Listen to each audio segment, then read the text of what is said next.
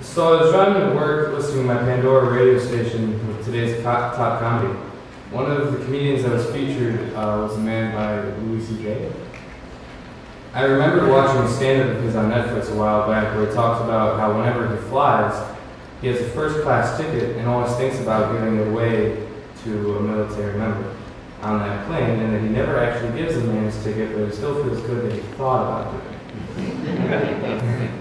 This got me thinking that people pass up opportunities to help or make somebody's day better all the time, and that I do it as well. I have found myself in that kind of situation when driving past homeless people when stopped at a stoplight. At that moment, I decided if I were to stop at a red light and there was somebody there asking for some help, I would offer to take them to a food place out of their choosing around us and buy them a meal. It just so happened that I stopped at a red light and met a man by the name of Nick. I rolled down my window and asked if he was hungry and if he would like to join me in lunch. So I climbed into my car and we drove to the Burger King down the road.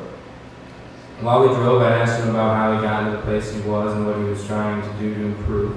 He shared with me that him and his mom live together in the area, but don't do as well as they need to, and that his mother is fine, but he is now focusing on his own health. Recently, he got Obamacare, which granted him a prepaid phone and on his own. And soon he'll be able to get food stamps in an apartment where 70% of his rent will be paid for by the government as long as he has a job and is doing well for himself. He was diagnosed with bipolar disorder and that he used to have a drinking problem, but by participating in multiple classes, both of these problems he was facing has gotten better significantly. I asked him why he was out at the stoplight, and he shared with me that he needed bus fare to get to his doctor's appointment on time to pick up his medication. I could tell that he wasn't afraid to share with me his feelings or anything, but I felt like if I went any further, it would make him uncomfortable. After a little more chit-chat, he began to ask me where I was from and what I do. I told him I was from Bolingbrook near Plainfield, and that I work out here for Nielsen with my dad. He was familiar with Nielsen, and we spoke about that for a little while and shared some laughs until it was time I had to drive him back to the stoplight. I told him if I ever saw him again back at that stoplight and we were both hungry, that I'd take him to Portillo's or something and we could sit down and talk some more. I don't usually share things I believe that are along the lines of doing something kind for a stranger, because I believe that helping another human being should be instinctual, thing that Christians do.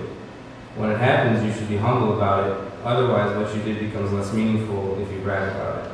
Yet here I am today sharing that in such simple and caring actions, Christ is in motion through me as I pay it forward. Christ is in motion through me as I pay it forward.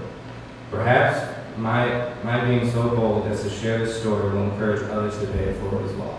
Thank you.